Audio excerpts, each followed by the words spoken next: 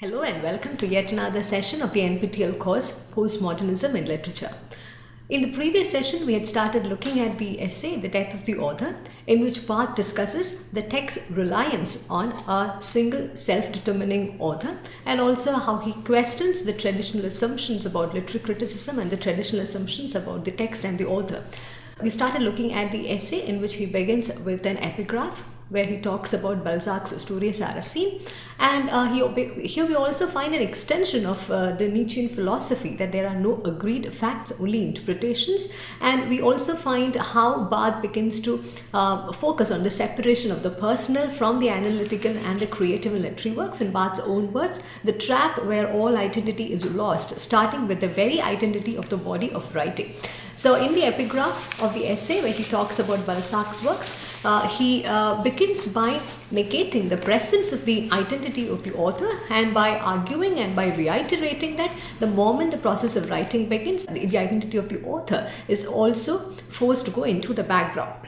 And he also begins to engage with this assumption that the effective reading of a text depends on the suspension of a preconceived ideas about author, character or human nature or psychology in general, which we also noted in his discussion of a particular sentence from Balzac's story. Throughout this discussion of this essay, which you would also realize it's a very short piece of barely 5 or 6 pages, the essay is divided into 7 sections which are also divided into 7 short paragraphs. It's in that sense a highly readable and short essay. For the convenience of discussion, we will be looking at each section step by step and referring to each paragraph as a separate section. In the second section after the epigraph, Barthes directly started talking about how he can equate the beginning of writer with the author entering his own death.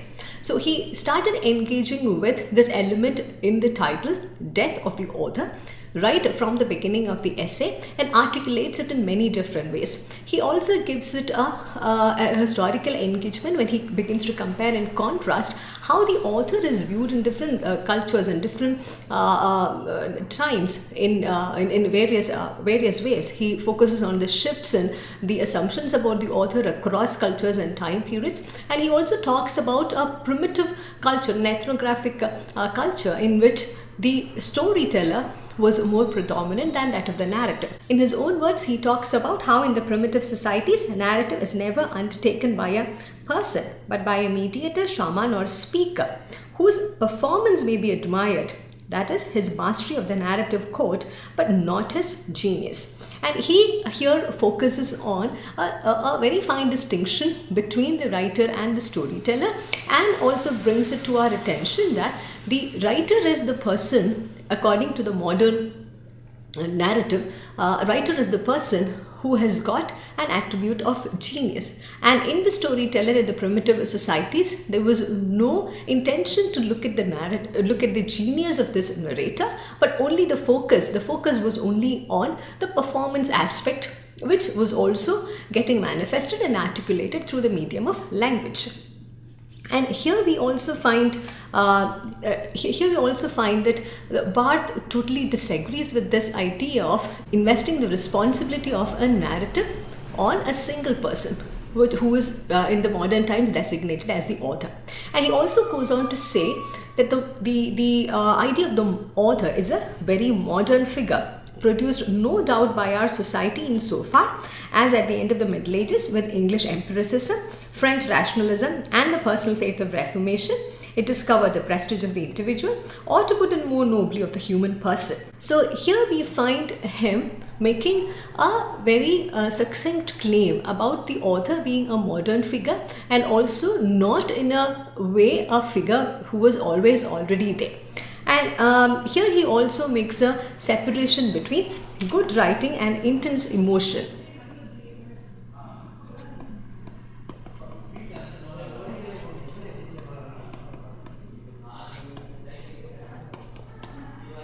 And Barth goes on to argue that good writing need not always be dependent on the intense emotion of the author. But there have also been a number of critics who believe that the author's product, the work, the book, is also related to his intense emotions and his emotional conflicts and his experience and so on and so forth. Though many may prefer to disagree with Barth on this point, this is also one of the things that he continues to talk about in many of his works, about the separation between the art of good writing and also the intense emotional engagement of the author with whatever he is writing.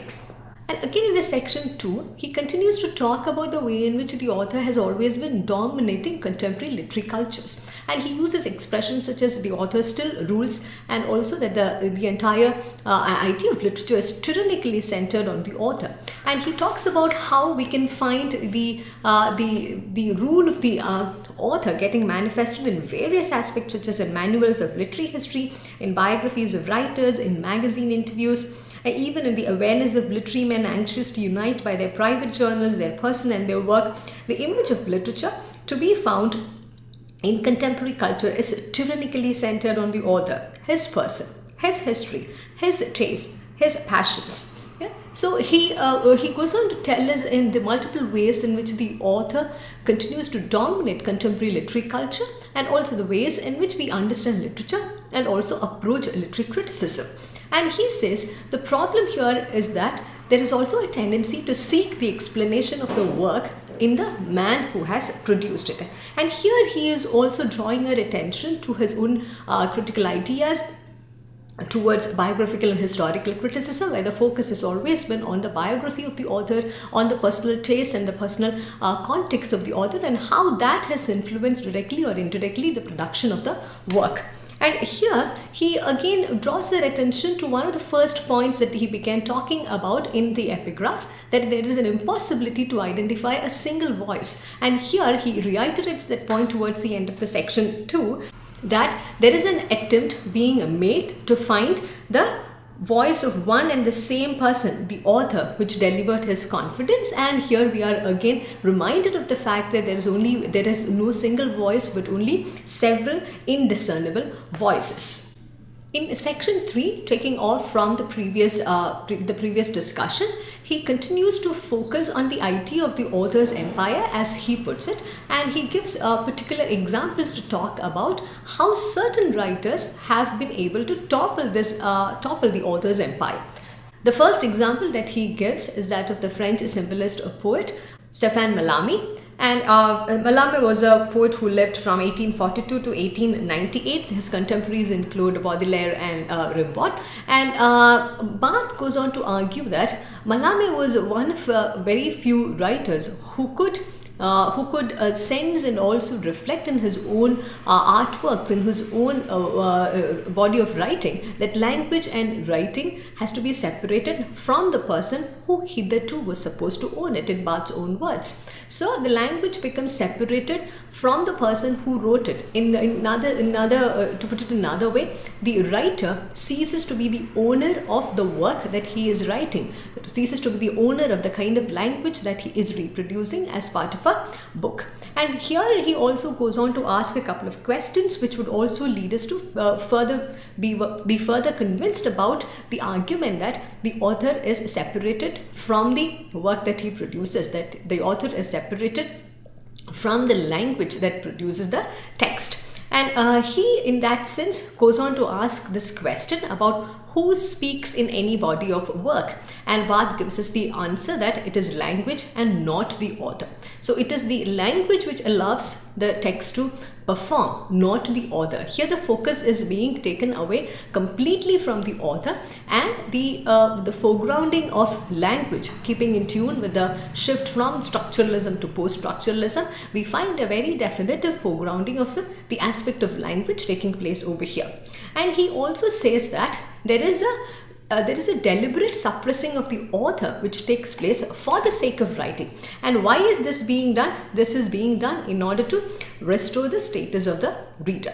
So in the beginning of the essay itself, right in the initial discussions, Barth gives us a sense of where he is leading us to.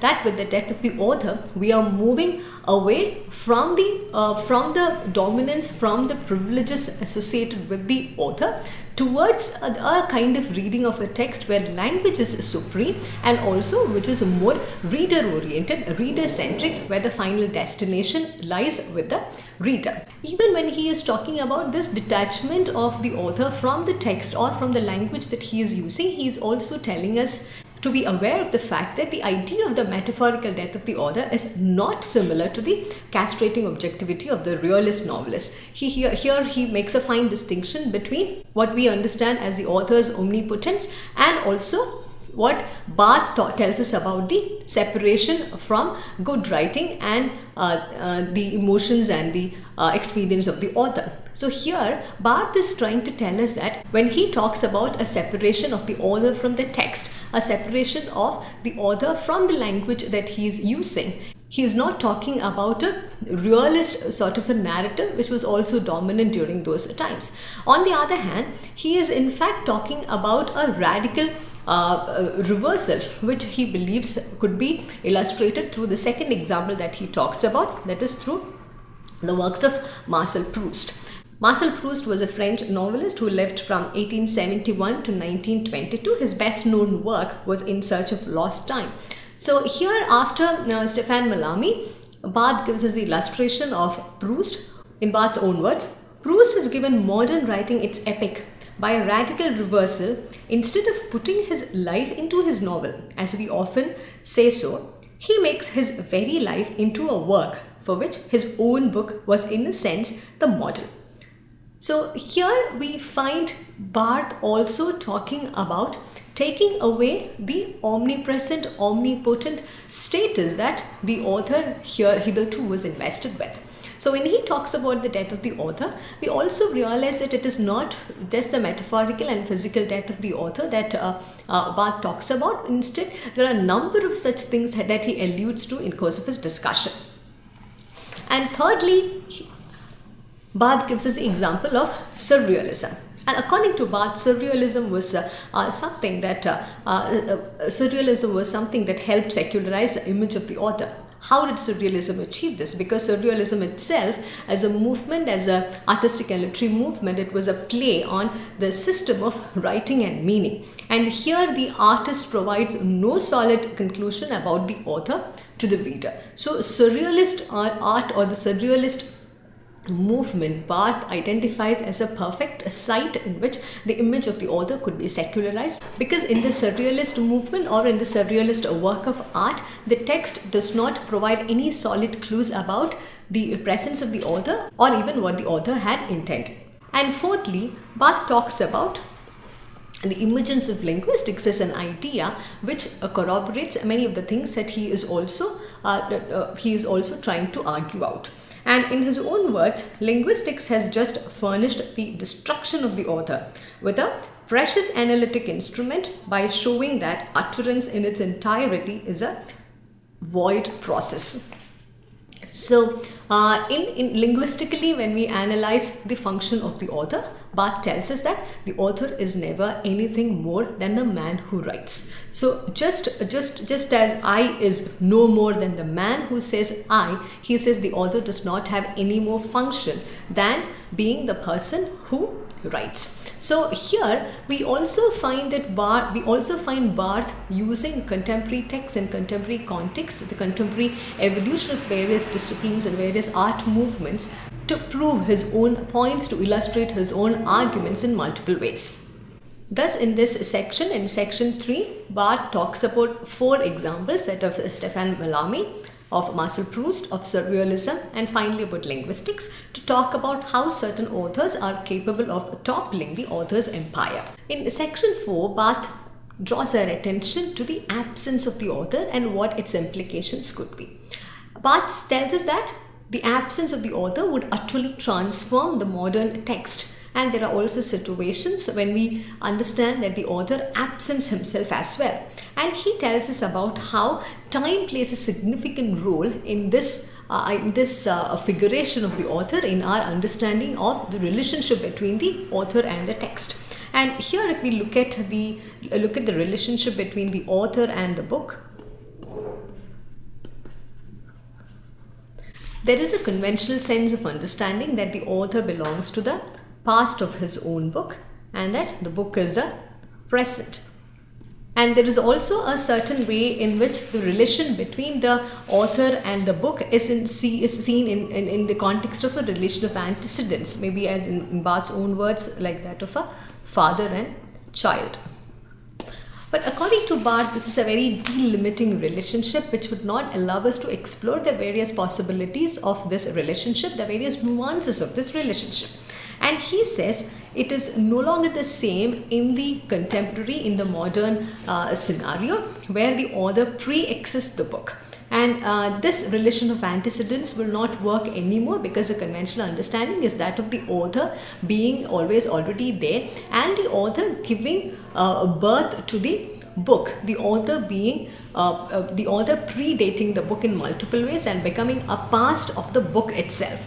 But the modern author, in Barth's own words, and he also designates a modern author as a scripter, Barth argues, is born simultaneously with the text. There is no way in which the scripter can predate his work or his text or the book, but the scripter is born simultaneously as and when this writing process is going on. And if we read this along with one of the previous points that Barth makes at the outset, that just when the process of writing begins, the identity of the author is forced to die.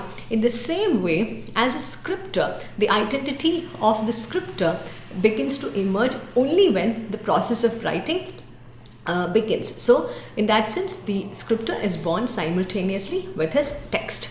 And here he also draws us to his final point in section 4, that the modern writer has buried the author. So we do not have an idea of the author in the modern sense, according to Barth, in a very post-structuralist way, which also eventually becomes the foundations of postmodern critical reading and thinking, that we do not have an idea of the author now, but on the contrary, we only have writers and scriptors. And this understanding becomes important in order to be able to access the text and also know what the text is today and what it is not. So in section 5, Barth begins talking about what a text is not. He tells us that text is not a space where a single theological meaning could be attributed. The text could not be considered as a message from an author god. Here we also find him drawing extensively from the 19th century philosophies of Nietzsche. He also then tells us what a text is according to him.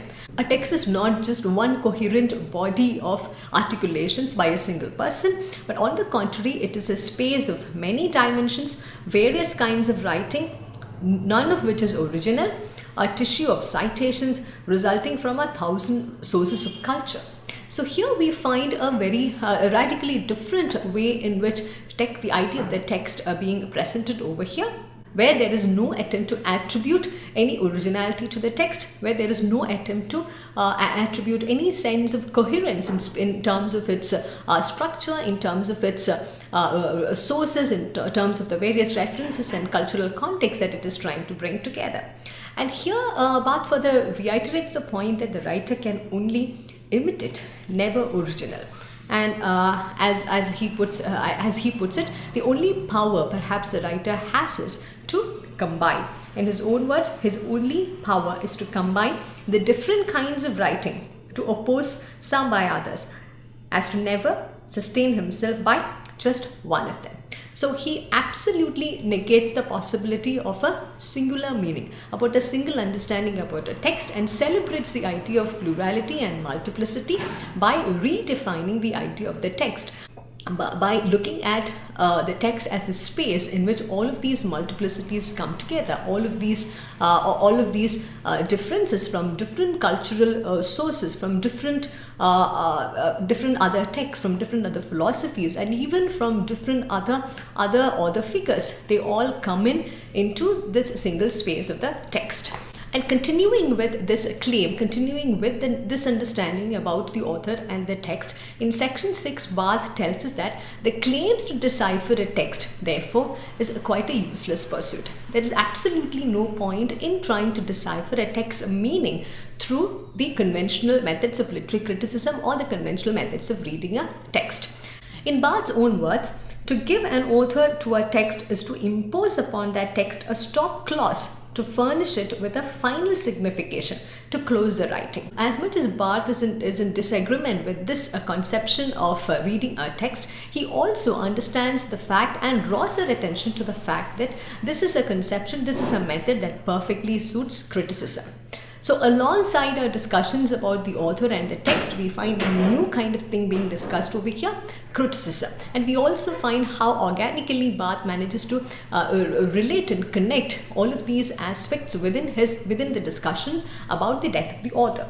And here he also tells us how this works. He tells us how a critic, through his process of discovery of the author, also successfully manages to explain the text. And here the explanation of the text, as he has mentioned before, it is sought in the man who produced the text. So the critic assumes obviously and naturally that the explanation of the text lies only in the discovery of the author, the discovery of the author's passions, the intentions, his context, his biography, and everything related to the author. And here it also gives a sense that the critic has finally conquered the text. So this relation, by complicating and by problematizing this relation between the author, the text, and the critic, Barth goes on to argue that the reign of the author should ideally have been the reign of the critic as well. So here he says that just like there is a tendency to fix meaning upon a text based on a single author, based on the authority invested upon the author, there's also a way in which the critics have been trying to reiterate this process through various methods of traditional literary criticism. And here he also finds a problem with contemporary literary criticism, and he succinctly remarks that the space of writing is to be traversed, not penetrated. He finds many of the contemporary literary critical activities of his time rather problematic because their attempts were mostly to penetrate a literary text, which Barth thinks is a futile and a useless attempt. On the contrary, he sees the space of writing, the space of literature, as a space to be traversed, because it's a multiple space. It's a space where many conflicting things, many things from various sources and various cultures have come together to inhabit. And he also ends this section by highlighting the fact that only when we move away from these traditional assumptions, literature would begin to be a liberating activity. Only when we stop assigning a single meaning to a text, the reading of literature would begin to become a more liberating activity. And he ends this section by saying, when you refuse to arrest a single meaning to a text, there is also a refusal of God and his hypostasis, reason, science, and the law. Hypostasis could be loosely translated as a foundation or the essential nature of anything. And in the final section, which is section 7, Barth again returns to Balzac's sentence, which he discussed briefly in the beginning in the epigraph of the essay. And and in the final section, he again reiterates his point that the source or the voice which utters that sentence need not be located, because the true locus of writing is in reading. The text need not be penetrated in such a way that the voice, the source of the voice, becomes important enough to be located. On the other hand, the pleasure of reading itself is not in trying to locate the voice to a single identity, but in the knowing that the voice cannot be located because there are several indiscernible voices. And here he again draws our attention to the space of the text, which is encompassed with multiple readings, several cultures, dialogues with each other, parody and contestation. And here, though he does not mention the term intertextuality, the obvious reference is also to the text being inherently intertextual. Intertextuality, incidentally, is a very key term in postmodern criticism in postmodern theory. We shall be coming back to look at it in detail in one of the later lectures, and the term was also incidentally used and popularized and theorized increasingly by Julia Kristeva. To briefly take a look at some of the ways in which intertextuality functions, here's an example of 1922 text by James Joyce, Ulysses, the understanding of which is also heavily dependent on Homer's Odyssey. There's also a play, 1966 play by Tom Stoppard, titled Rosencrantz and Guildenstern Are Dead. In order to be able to understand this play, one needs to be very familiar with the play by Shakespeare, Hamlet, because Rosencrantz and Guildenstern are two minor characters in Shakespeare's tragedy, Hamlet. So intertextuality is the conscious or unconscious ways in which a text or a context goes on to inform other texts and contexts, and how the presence of various such contexts, various such references could be found within a single text. And if a text is inherently intertextual, as Barth tells us and as many others have continued to talk about in the post-structuralist and postmodern framework, how do we deal with this multiplicity? And this multiplicity, Barth very briefly towards the end of the final section tells us, gives us a roadmap as to how to deal with this multiplicity. He tells us that there is one place where this multiplicity is collected and united. But incidentally, this one place is not the author but the reader. Here, by negating the author, by taking the focus away from the author, he is not just talking about the author, but about the emergence of various other spaces, various other possibilities of reading a text, and also the emergence of the significance of the reader. And here he also highlights and draws our attention to the agency of the reader, which had hitherto been ignored or not been foregrounded for a very long time within the space of literary criticism, within the space of understanding literature. And he then very categorically states that the destination of the text is the reader, the destination of reading. In Barth's own words, reader is a man without history, without biography, without psychology. He is only being seen as a site, as a place where these multiple parts of the text come together, where these multiple parts of the text is constituted. So in such a way, he also brings back the focus on the reader, perhaps in a more direct way towards the end of this section, towards the end of this essay, by telling us that the reader has never been the concern of classical criticism. So towards the end of the essay, it almost seems as if the objective of the entire essay, the objective of this direct pronouncement of the death of the author, was also bent to bring back the focus on the reader, who never was the focus of attention throughout the history of literary criticism, throughout the history of understanding literary texts. And he ends this essay with this succinct statement: "We are now beginning to be the dupes no longer of such antiphrases by which our society proudly champions precisely what it dismisses, ignores, smothers, or destroys. We know that to restore to writing its future, we must reverse its myth. The birth of the reader must be ransomed by the death of the author." So, as we had pointed out in the beginning, the death of the author becomes an emancipatory process, becomes an emancipatory event, and Barth has managed to quite successfully trace this entire process, eventually to lead to the final destination of the birth of the reader. To sum up, in Barth's essay, The Death of the Author, he engages with the complex relationship between the author and the product, and also the role of the reader in literary criticism. We would also later know that a number of reader responsive theories had emerged after this essay, taking inspiration from the way in which the role of the author was completely negated.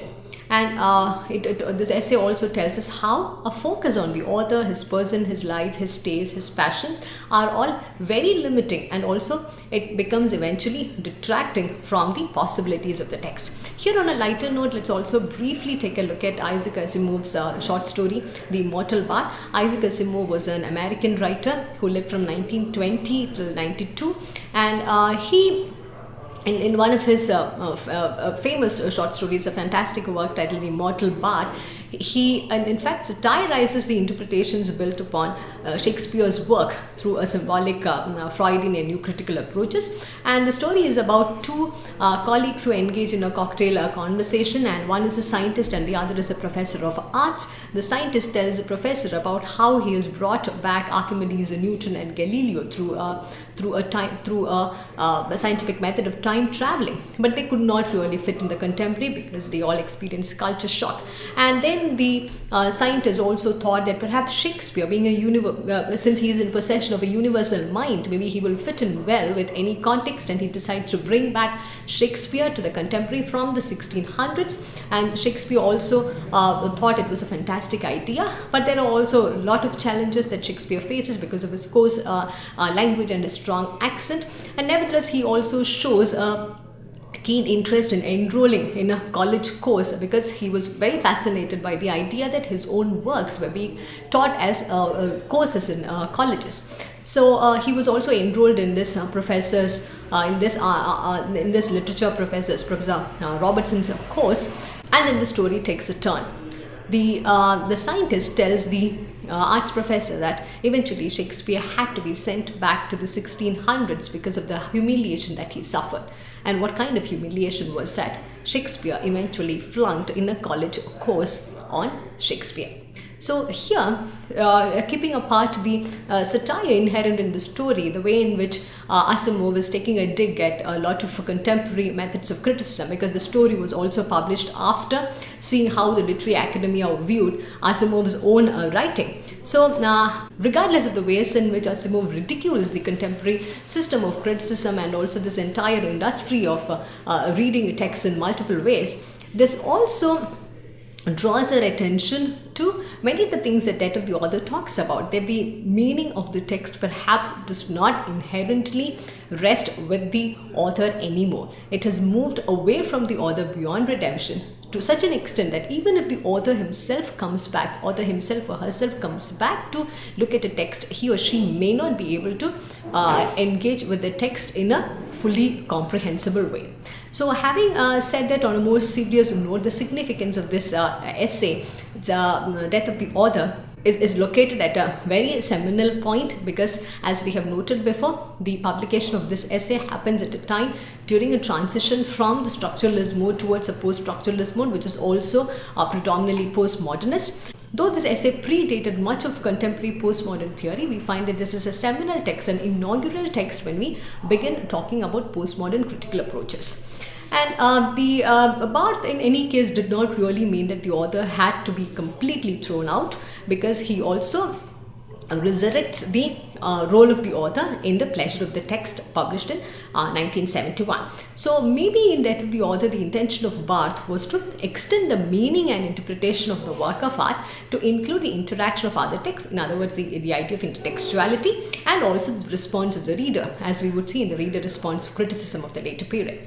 And here we also see that Barth manages to put forward a series of ideas far more important than whether the author is actually dead or not. So the focus moves away from the author towards various other things, including contemporary criticism, and also the renewed focus on the reader being the final destination of any reading process, any literary text. Having now looked at the entire essay, The Death of the Author, let me also draw your attention to the availability of this essay online. And this is a very short essay. I strongly encourage you to take a look at the essay in original so that this entire reading would also make more sense to you. Any discussion on the death of the author is not complete until we take a look at Foucault's What is an Author. So in the next session, we shall be proceeding to a discussion of what is an author by Michel Foucault. We will also be taking a look at how the post-structuralist mode of thinking, the post-structuralist mode of criticism had tremendously influenced the idea of postmodern criticism and the emergence of a postmodern way of approaching literary texts in the contemporary. This is all we have for today. Thank you for listening, and I look forward to seeing you in the next session.